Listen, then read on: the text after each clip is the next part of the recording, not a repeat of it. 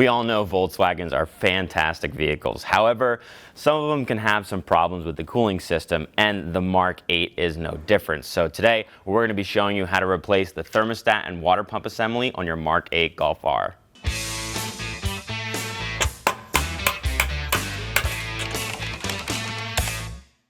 In front of me, we have a lot to talk about, and today's lesson is going to be water pump and thermostats on our Mk8 Golf R behind us. Now, why are you here? Well, you may be having some issues with cooling performance, or it may be leaking. So there's a couple different ways that these thermostat and water pump assemblies can fail. The thermostat itself is an electronic thermostat. That means it has an electrical connector plugged into it that is going to activate the thermostat based on the emissions regulations and how they want the car to warm up. So the electronics of the thermostat can fail. Besides the thermostat, you have the water pump, which is sealed to the thermostat assembly and has its own range of problems. There's a weep hole engineered into the water pump, so if a seal is failing, you can slowly see it. Besides the weep hole, there's also the seal that mates to the water pump, and then we have this junction piece right in front of me. The bearings inside of the pump can degrade over time and cause some noise that we really don't want underneath the engine. On the right here, we have our assembled genuine kit for the Mk8 Golf R behind us, and then we have the kit that we've crafted with INA. And what's really awesome about the INA kit is that it's the OE thermostat assembly that comes from the factory on the Mk8 Golf R. So you get the same parts with a better value. Now that we've gone over everything in the kit in front of us, let's go over all the tools we're gonna need to complete this DIY. For this DIY, we're gonna need a variety of sockets, including a 17mm wheel socket, 32mm, 24mm, variety lengths of 10mm, deep 7mm, M10 triple square that is stubby, T30 bit, T25 bit. We'll need a variety of ratchets ranging from 1/4 inch all the way up to 1/2 inch, and a couple different lengths of 1/4 inch extensions. You'll need torque wrenches with a range of 5.5 Newton meters all the way up to 140 Newton meters. A couple wrenches that we are going to need include 19mm and 12mm. A long 90-degree hose pick, flathead screwdriver, and small 90-degree pick are going to be required. A set of needle nose pliers varying in different lengths, a remote hose clamp tool along with hose clamp pliers, a vacuum fill tool, and some specialty tools that we'll need to torque some fasteners to spec include BT 10360 and a special tool T40434 to torque the fuel line rail. This is a Lyle 19mm socket for fuel lines that we've modified to fit. Some optional tools that definitely make the job easier are going to be some power tools, including a 1/2 inch impact, electric screwdriver, and electric ratchet. Also, some bungee cords or third hand can definitely help to hold things out of the way. Now that we've gone over all the tools that we're going to need, let's hop into this DIY. So underneath the hood, the first step that we're going to have to do is remove the coolant reservoir cap. And we're going to be doing this so we can drain all of the coolant out of the thermostat and water pump assembly when we get there. Now we're going to take our hose clamp pliers and just grab this clamp, place it up further on the intake pipe, just like so. And this just helps it so the clamp is a little bit easier to grab. Then we'll take a 90-degree pick, get right underneath this rubber hose, and pull this vacuum line off. Now with these bolts disconnected, we can pull this pipe off, put some blue shop towels that remove when we're reinstalling to protect all the components in there, and then give it a good tug to pull the intake off of the rubber grommet. Now you'll want to be careful when removing this intake because there is a drain line on the bottom. It can pop off, so if you don't see it when you pull your intake off, just make sure you look down there and grab it. With the main part of the intake removed, we will take this coolant line out of its holders and take a T25 bit and remove the 2 screws holding the air guide for the intake. With those two T25 screws removed, we can push down gently on both sides and slide this air duct out. Take a T25 bit attached to a ratchet and remove these two screws holding this coolant line to the intake manifold. With that coolant line now loosened, we can take a 90-degree pick and start removing the electrical connectors around the intake manifold. These electrical connectors down here are a little tight, so getting in that area, we'll just slide them out of the bracket. Now we'll take this plastic rubber composite fuel line out of its holder, just like so. We can leave this in and installed because we can snake the intake manifold out with that there. Take a 32mm socket and remove the oil filter from the engine. It's good to do this slow so you allow all the engine oil to drip down as much as you can. Take a blue shop towel and tuck it in where the oil filter goes, just so if we drop anything, nothing will go inside the engine. Since this is in a tight spot, a 90-degree pick is helpful to release the lock and pull this electrical connector. With a 10mm socket, you're going to want to remove this bolt, and this is a one-time use bolt, so it might be a good idea to throw it away because we have a new one in the kit. There'll be an oil pressure sender down by this bracket, so it's a good idea to remove the connector to give us a little bit more room when we're removing the two triple square bolts for this bracket. Since this is in a tight spot, a 90-degree pick definitely helps. We'll take an M10 triple square socket and remove these two bolts. With all the bolts removed, we can now slip this bracket out and set it to the side. With a 7mm socket or a long screwdriver, we're going to want to loosen the clamp for the throttle pipe. Back over on the intake side, we'll take a 7mm socket or a flathead screwdriver, loosen the clamp for the turbo inlet, remove it from the turbo, and then fish it out and set it over to the side. Now, if your vehicle has some age to it and some higher mileage, this little hose here for the diverter valve can be a little bit brittle. So in that case, you might want to disconnect it from the actual pipe here, which can be tricky if it's never been disconnected. So you'll squeeze these two tabs and work its way off. Now it's a good idea to cover up any hole that could have debris inside of it when we're working, so a little blue shop towel while we're working in this area is good to keep there. With the 90-degree pick, we'll want to take this diverter valve hose out of its holder so we can then further put it to the side. Now with our 7mm socket, we'll loosen this clamp and then take a T30 socket to remove the bolt on the coolant line and here on the charge pipe. This is a captive bolt, so it'll stay in the charge pipe. One more thing before we go to the bottom of the vehicle is that we're going to want to pop this little wire holder out of the charge pipe so then we can go underneath and remove the rest to pull this all out. We're going to want to remove this belly pan, and to remove that, we're going to take a T25 bit and remove the 8 T25 screws holding this on. Now there are going to be two little clips that hold this into place, and you can use a flathead screwdriver, or like I'm using here, we can just shove the bit in between to separate it. We'll take a 7mm socket or flathead screwdriver and loosen all these clamps to remove this hose. One thing to note, this clamp is free and the one that is by the intercooler is going to be captive. Now, if your vehicle has some mileage on it and these haven't been off in a while, it's good to take a little 90-degree pick and work around the hose to break that free, which we're doing here. Be careful not to puncture the hose with your pick. We want to just get underneath of it and work it around. With that connection broken free, we'll pull this off like that. Now we're just going to repeat that process on the other lower charge hose. Take a 90-degree pick and push on the little tab here to release this wiring clip. Take that pick again and insert it right into this spot to break that clip free. push it to the side and then push this whole clip off of the pipe.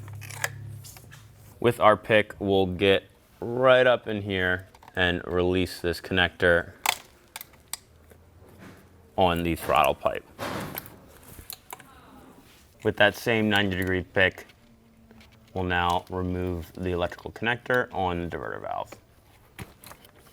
On the top of the diverter valve, there's a hose that runs the intake that we removed previously from the intake side, and now we're going to use some remote spring clamp pliers to loosen this spring clamp and pop that hose off of it. A pair of needle nose works great to position these hose clamp pliers. Now we'll take our T30 socket and loosen these two bolts. Take that T30 bit again and remove this screw as well. Now, with everything disconnected from the throttle pipe, we can remove it from the vehicle. If it will not come off with a simple, easy pull, you can use your 90-degree pick to run around the junction from up top to get this loose. Now, with the throttle pipe removed, we have great access to the bottom of the thermostat. So we'll take a 90-degree pick and remove this clip from one of the coolant junctions on the thermostat assembly. And now with that clip removed, and wiggle this junction free. Now with our pick, we'll get under this clip as well, remove the clip altogether, and then remove this other coolant hose. While all the coolant is still dripping out of here, we'll take our pick again, go right here on that lock for the connector. There we go. And we'll pull that connector off as well. Now with our coolant drained from down below, let's head back up top, lower the vehicle, and continue with the DIY. Since we disconnected this hose from underneath by removing the throttle pipe, we can now fully pull this hose out of the vehicle. We'll take this wiring harness and push it over to the side and make sure that there's no more electrical connectors or harness holders on this turbo discharge pipe. If this is a little hard to get out, we can take the pick and work it around, but this should be able to pop right out like so. This is a little tricky to get through here because of the shape. So finagling it, just working it up, being very careful not to rip any wires out. Take some blue shop rags and again, just protect that opening so nothing goes in there. We're going to be now removing the hard high pressure fuel line that connects the high pressure fuel pump to the fuel rail underneath the intake manifold. This is a very high pressure system, so we want to be really careful, and please make sure that you wear some safety glasses when doing this. Taking a 19mm open end wrench, we're going to want to get on the back side of this and slowly crack this union free. Once that union is free, we can now loosen this by hand. Coming to the other side of this high pressure fuel line, a stubby 19mm wrench is definitely handy, but we will just repeat that process, cracking that union very slowly to minimize fuel spray. This wire can be in your way a little bit, which you can just push it up. A little paper towel to catch that fuel is always helpful.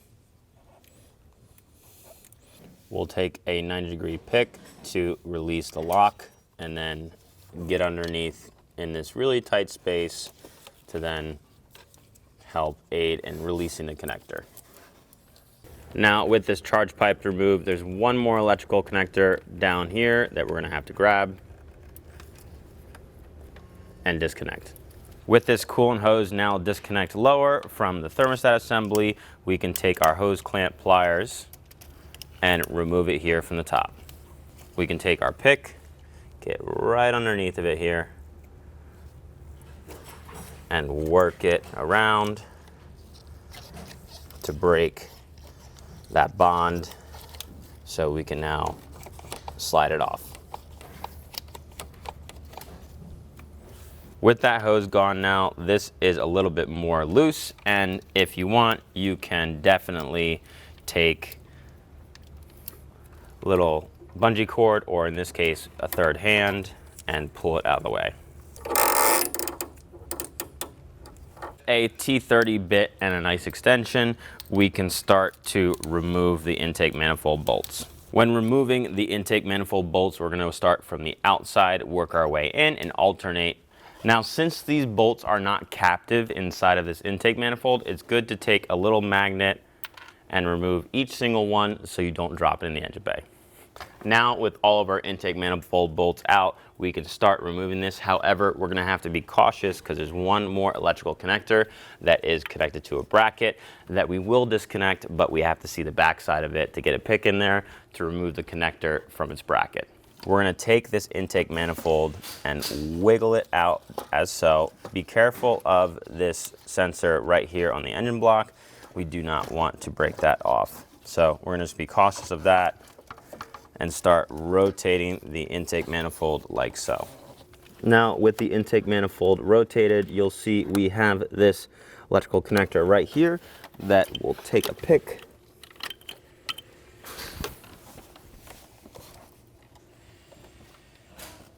and we'll push that little tab down and then slide it forward off of the bracket. Now, one other thing we're going to want to remove, since we have the intake tilted like this, is this vacuum line here. So we'll get a pick and get right underneath of it, break that seal, and then pull that off and pull it out of the holders in the intake manifold. Now, we are at the meat and potatoes of this DIY, and we finally got to the water pump and the thermostat assembly. So we can take our 90-degree pick, get underneath this clip, and pull it off altogether, and then remove this coupler from the thermostat. Now, where that we're down in this spot, we can take a 90-degree pick and release the lock on this connector, press down, and remove it. We can also take this wire harness holder clip right off that water pump. There's going to be two T30 bolts that hold this cover. With those two bolts removed, we can slide this cover out. At this point, we'll take a flathead screwdriver, get behind this belt, and slowly walk it off. Once it gets to the end, we can just slide it off and put it to the side. Now that it's time to remove the thermostat and water pump as one unit, and the bolts are a little hard to see in the car. So we have the new water pump and thermostat here, and we're going to be removing the 1, 2, 3, 4, 5 T30 bolts, and then removing the whole assembly. With all the bolts now fully loose, we can take this water pump, tilt it back, pull it out of the oil cooler, and then let it drain. Make sure it's got most of that coolant out, and then let's remove this and put it to the side. Now, before we install our new water pump and thermostat assembly, we're going to want to take a look at the engine block and make sure that there are no gaskets left on the mating surfaces. Sometimes the old crusty gasket can stick to the engine block, and if you don't see it, you can be putting a gasket over a gasket, which will not seal. We're going to remove the window washer reservoir from the top and from the bottom so we can access the crankshaft to rotate it. Now with the wheel removed, we have access to the fender liner area where we're going to be removing 10 T25 screws so we can remove the front of the fender liner and gain access to the windshield washer fluid reservoir to remove that and get to the crank. Now there's going to be 3 screws underneath towards the front of the bumper that are going to be holding the rest of this in, and we're going to go remove those now. Now we're going to want to take this fender liner, pull it backwards, and then slide it down. At this point, we're going to need to drain all of the window washer fluid from the tank. So we'll take a little 90-degree pick here, pull that off of this connector, and then grab a drain vessel and pull that off. It's always good to put the clips back on so we don't lose them. Once this side is off, we'll move to the other side and repeat the process.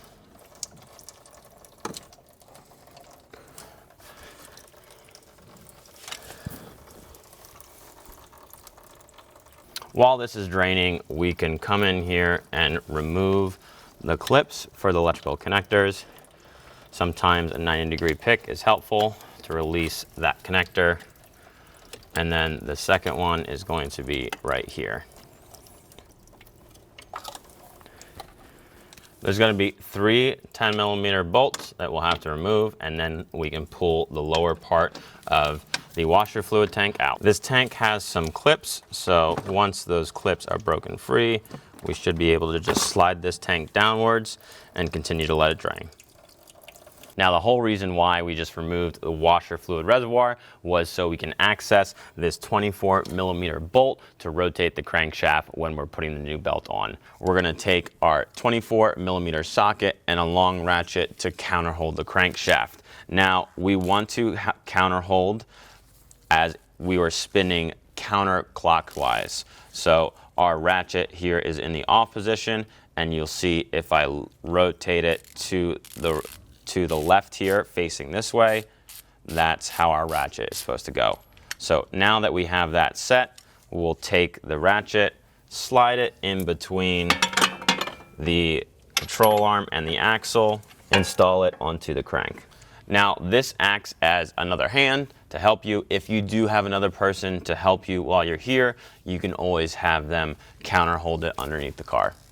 With our crankshaft held in place, we'll take a 12mm box wrench. It's better to have a box wrench like this that has a little offset just to have a little better engagement on the bolt. So with this tool, we'll head back in the engine bay, place our wrench on the actual cog. You can also hold the belt a little bit, and we are going to start pushing that in the upwards direction towards the windshield. Just like so.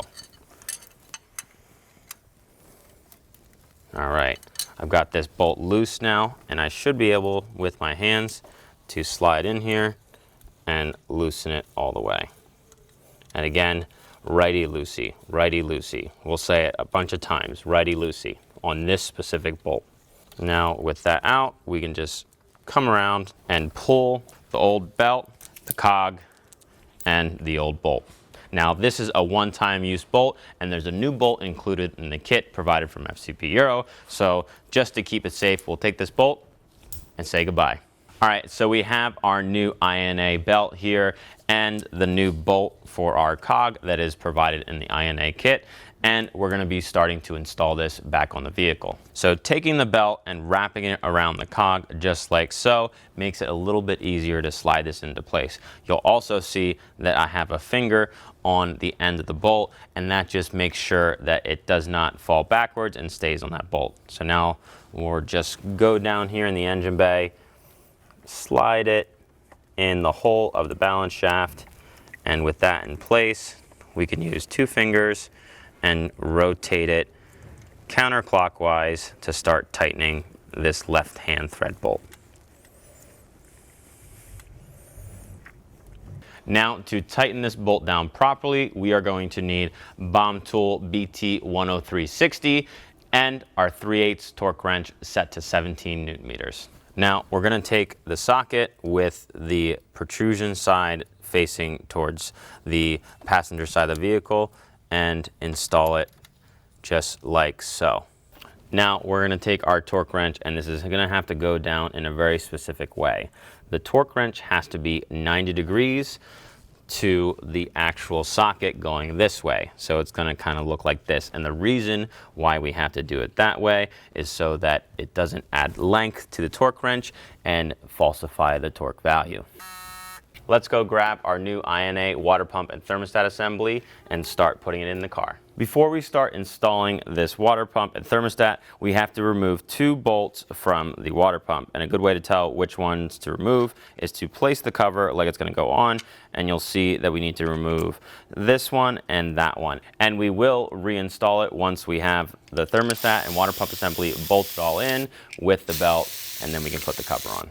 Now, this isn't something that's included in the kit. However, this Porsche cooling system grease is really nice to use on these O-rings when installing it into the vehicle. So we'll take a little bit of this grease and just put a couple drops on the union that will be in the kit, and then we're just gonna lubricate that all around. Now what we're gonna do is take this union and place it inside of the thermostat. Now that we have this assembled, we'll take this and set it to the side, grab our cooling system grease, take a little bit on our finger, and then just apply a light coat inside of the oil cooler part where that union is going to go in. This little union can be a bit tricky to get right, and you're going to want to watch this as you install the thermostat and water pump assembly onto the engine block. You're going to have to tilt it a little bit, and this can become crooked to one side or fall out. So keep an eye on this union and try to keep it as straight as possible, because if it's not straight and it becomes crooked, it can induce a coolant leak.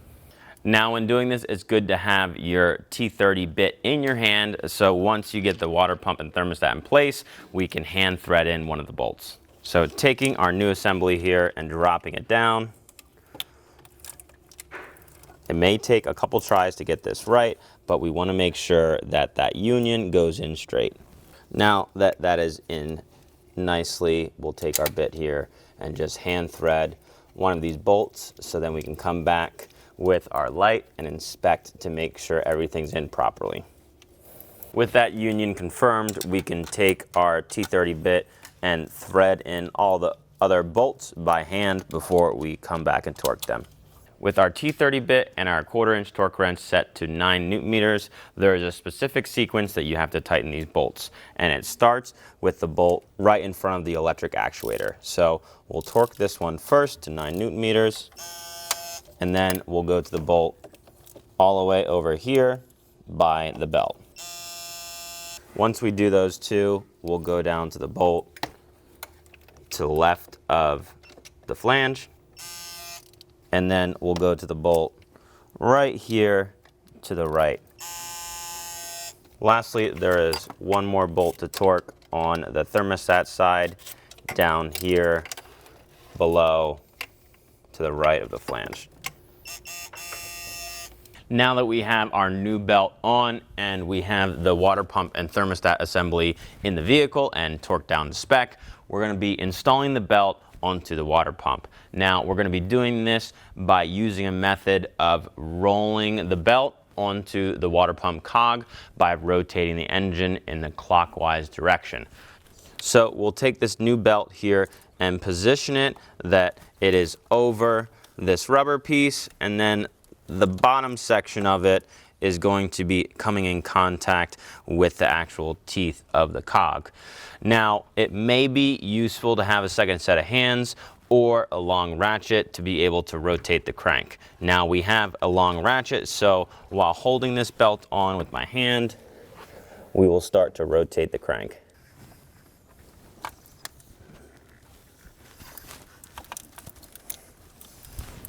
Okay, while keep holding that belt, keep rotating. So we're getting to the point where the belt is going to start centering itself, and we're just keep rotating here.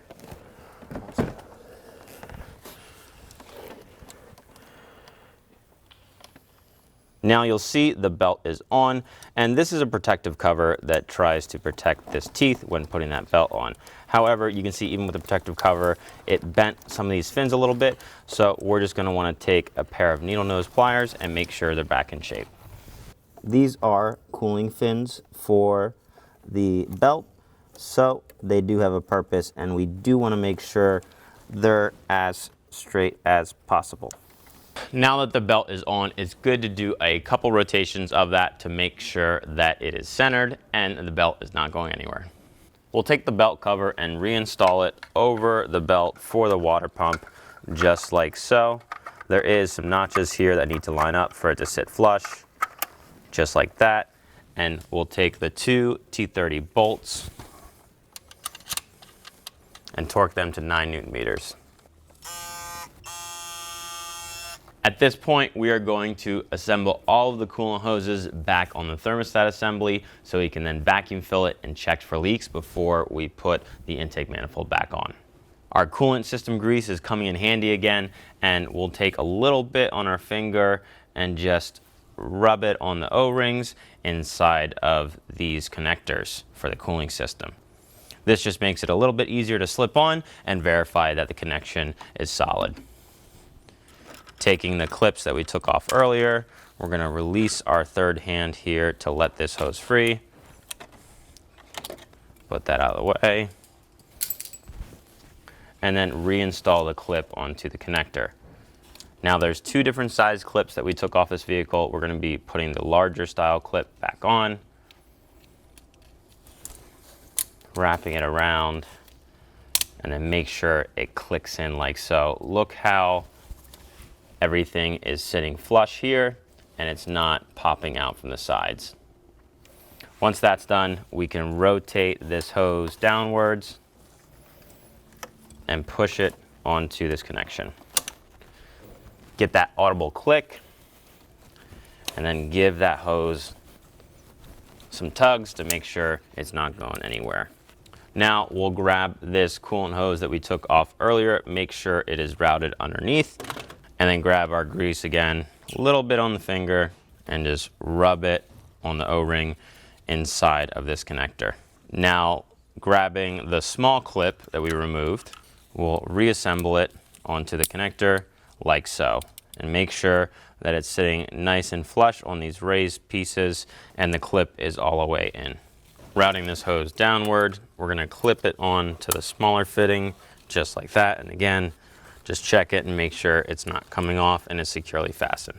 With a little bit more of that grease, we'll put on our finger and apply it inside and outside of this union. We'll slide it on, grab a set of hose clamp pliers, and reinstall the clamp onto the barb fitting. Now, looking through the engine bay, you'll see the lower hose you can reach from above, or you can go back underneath and reinstall it. So we'll take a little bit of that grease and then take the last coolant hose clip that we have, reinstall it onto the connector,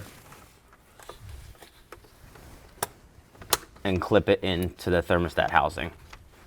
The coolant included in the kit is going to be a concentrate, so we're going to have to mix this to a 50-50 ratio with distilled water. We're going to be vacuum filling the coolant system in this vehicle to ensure that we have little as air pockets as possible. So with that, we'll use our vacuum fill tool here.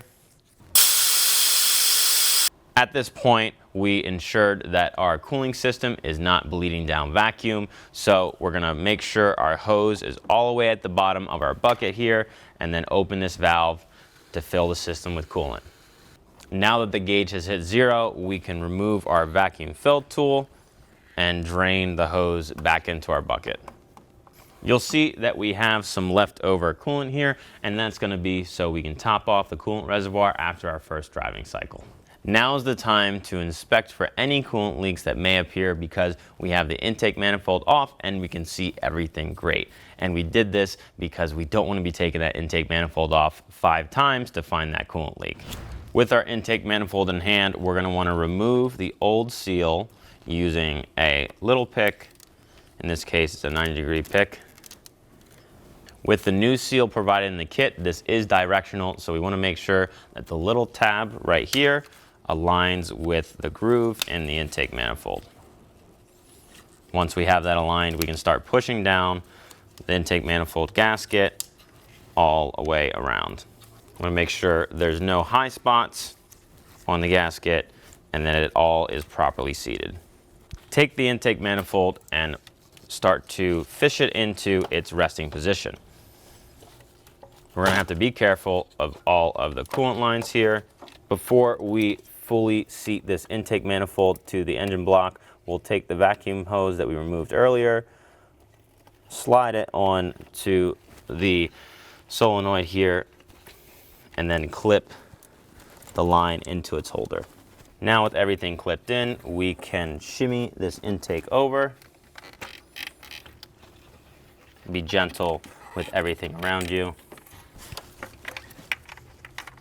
Now, once we drop the intake manifold onto the cylinder head, we are gonna wanna make sure that it is sitting flat, it's not rocking, nothing feels out of place. Because if it does rock or if it's not laying flat, when we go to tighten it, it will not seal properly. Everything feels good here, so let's go grab our bolts. Now, with the magnet that we used earlier, it's nice to have it to put all of the intake manifold bolts back into their proper holes. And with this last lower bolt, you may have to move the intake manifold a little bit to get it in its spot. Before starting to tighten all of the bolts down by hand, we're going to want to make sure that all of our electrical connectors right here are roughly in its right spot. Taking our T30 bit, we're just going to hand tighten all of these screws and then come back with our torque wrench. With our torque wrench set to 8 Newton meters, we will take our bit and start with the center top bolt here and torque it to spec. Then we'll go directly underneath. Now coming over to the passenger side of the engine bay, we'll start with the top bolt and then the one directly underneath.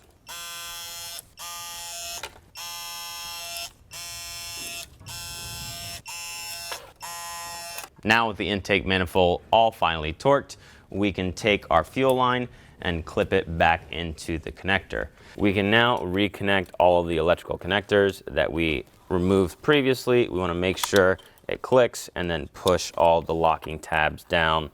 So we're just going to systematically go all over the vehicle, make sure everything is clipped into their wire holders.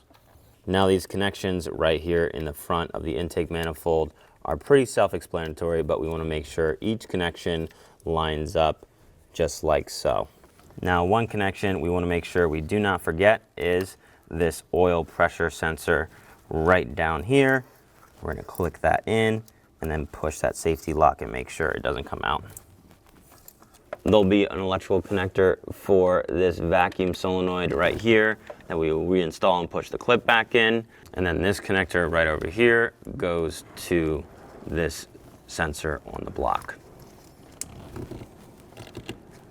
Coming over to the passenger side of the intake manifold, there is another electrical connector that we will have to reinstall. Now, reinstalling this bracket, we'll slide it down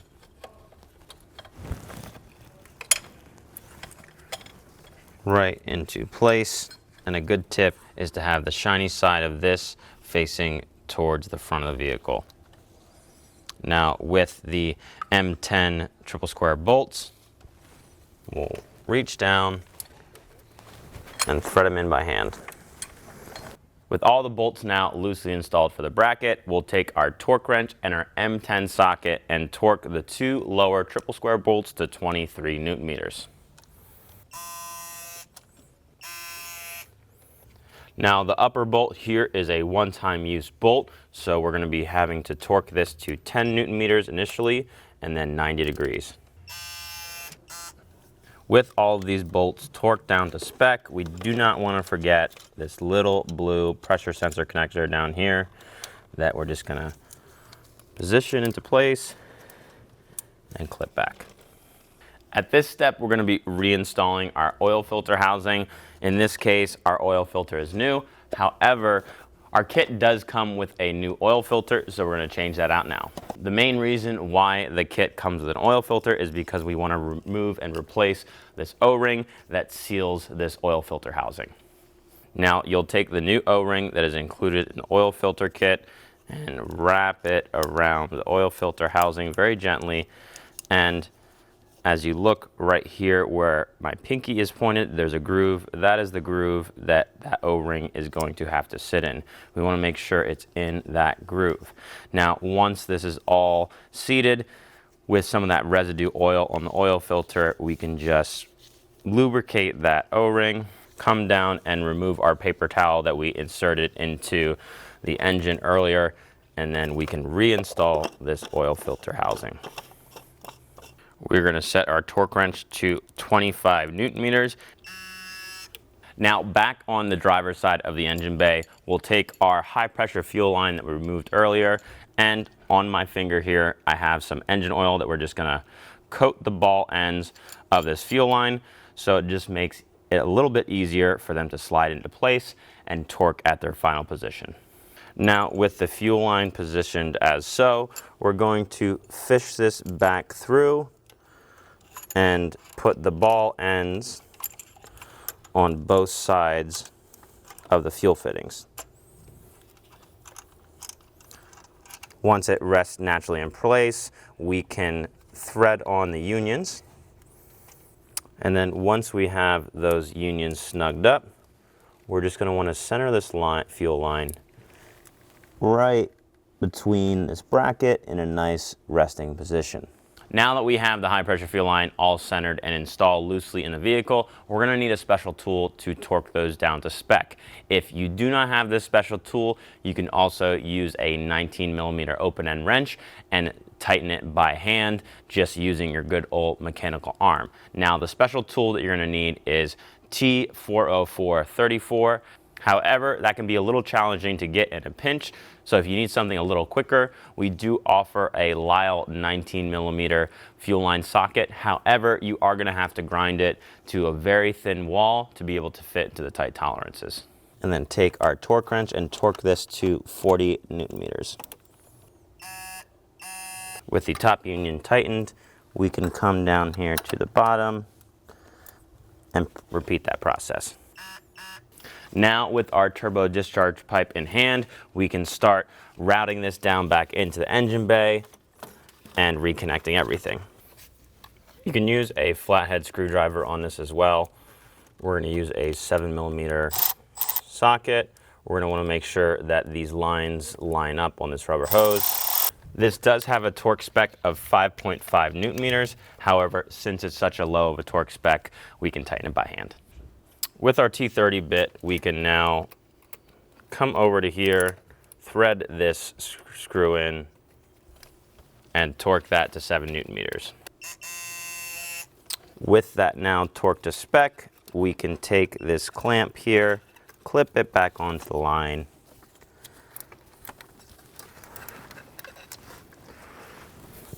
move this wiring harness back over, put this wire holder back into place. With this bolt in place now, we can torque this to 9 Newton meters.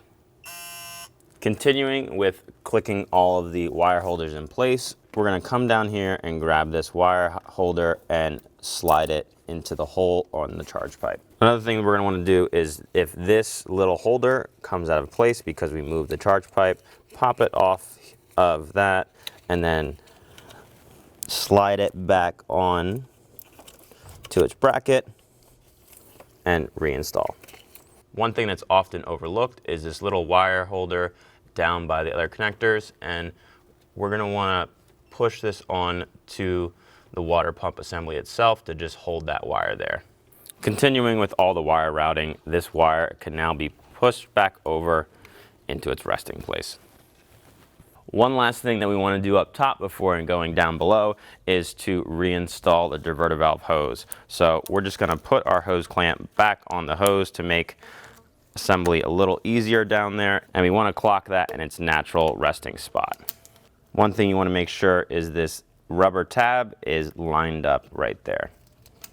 With that pre-assembled, we're going to come down and fish this hose right in between the coolant line and then place it in its holder. Now let's raise the vehicle, get underneath, and continue to reinstall all of the charge pipes. Now back under the vehicle, we're going to plug this connector back into the thermostat assembly and then push that lock. A thing to note, if you see any wiring holders not in place, we're going to want to put them back in at this point. With this charge pipe now in place, we can thread that bolt in for the lower charge pipe mount. Once that bolt is snug, we're going to torque it to 7 Newton meters. Now we can take this wire holder and clip it back into place. We'll take our throttle pipe here and start positioning it into place. With the throttle pipe slid into place, we'll take our T30 bit and start tightening down the mounts. We'll come back with our torque wrench and torque that to 7 Newton meters. Now we'll take that T30 bit and torque down this other securing bolt for the throttle pipe. Once it's hand tight, we'll come back with our torque wrench and torque this to 7 Newton meters. Now we can take this electrical connector and plug it right in and push down the lock. At this point, we're going to reattach this connection. A little bit of lubricant on it can help it slide on a little bit easier. So we're just doing that now. And then taking our remote hose clamp pliers, we'll want to position it right on top. And using a pair of needle nose pliers definitely helps positioning that tool. Now taking this bracket we removed earlier, we're going to want to slide it back onto this tab. And this is directional, so it could only go on one way. Slides on like that, and then we can put this coolant hose back in its holder.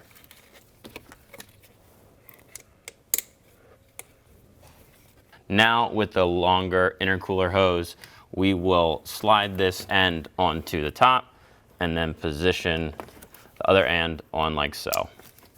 These hose clamps have a torque spec of 5.5 Newton meters, but we're going to snug them up by hand. Now grabbing the smaller turbo hose, we'll remove that blue shop towel, put the side with the stapled on clamp here. If your clamp has fallen off, slide it back on and then position the other side. We're just repeating the process here. Next step is to go over to the fender liner area and reinstall the washer fluid reservoir. With our washer fluid reservoir in hand, this grease is coming in handy and just lubricating this seal here so it slides in quite nicely to the upper section of this tank. We're going to slide this up, making sure to align the grommet with this portion right here. Once it's aligned, we can slide it up, and now we can clip it into place. You'll see there's going to be clips right here and a little tab on the left that we're going to want to align. We'll take our 3 10mm bolts, thread them into the washer tank by hand, and then torque these fasteners to 8 Newton meters. With this wiring harness that we put to the side earlier, we can fish it back out, connect the connector in the back first, move to the connector to the right here, clip that into place, make sure it's not coming out, and then take the 2 lines with the clips installed, pop them back into place, and make sure you give them a little tug so they do not come off. With this now fully assembled, we can take our fender liner back and fish it into place, taking the top section of it starting first.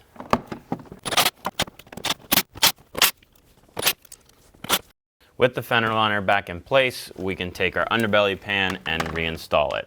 Taking our wheel, we'll slide it right over that wheel hanger again, loosely install it, grab one of our bolts,